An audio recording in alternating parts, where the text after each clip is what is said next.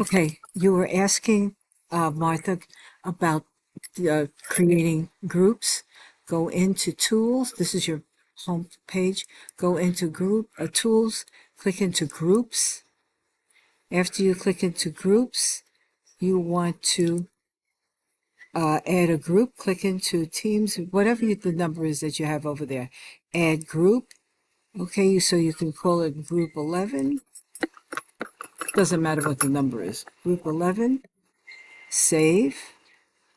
All right, then scroll down to group 11, click into it, enroll users, and everything else is the same as you normally would.